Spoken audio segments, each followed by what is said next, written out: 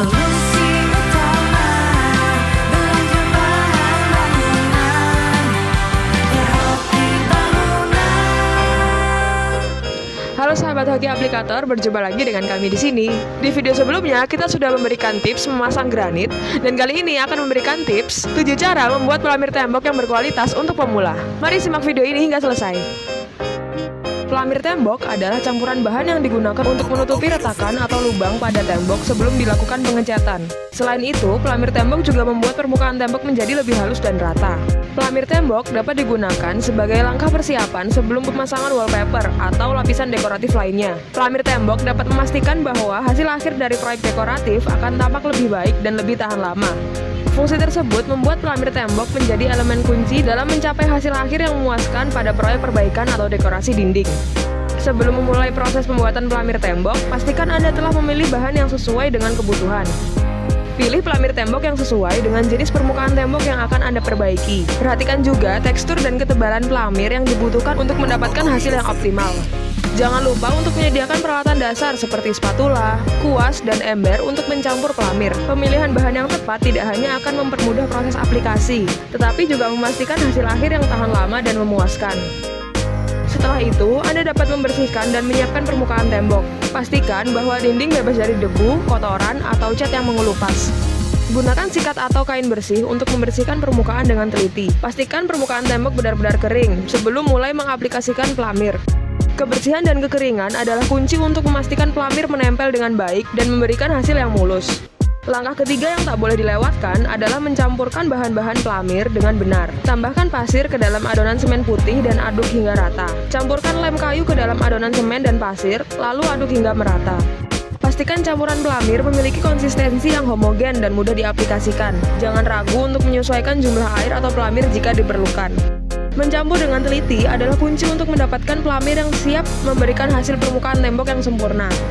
Teknik aplikasi adalah senjata utama Anda. Mulailah dengan mengambil sejumlah pelamir menggunakan spatula dan aplikasikan dengan gerakan yang seragam. Pastikan untuk menyebarkan pelamir dengan tekanan yang cukup untuk mengisi retakan dan lubang, tetapi jangan terlalu keras sehingga merusak struktur tembok.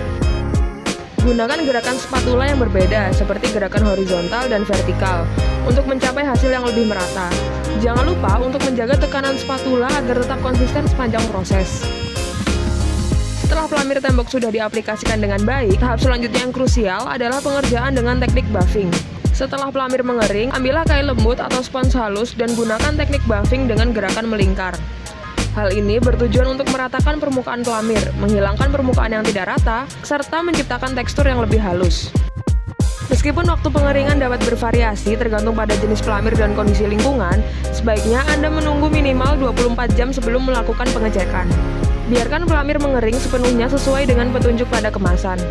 Sentuh permukaan pelamir dengan lembut. Jika masih terasa dingin atau lembab, tunggu beberapa waktu tambahan sebelum melanjutkan proses selanjutnya. Pengecekan kering yang teliti adalah kunci untuk menghindari masalah di tahap selanjutnya.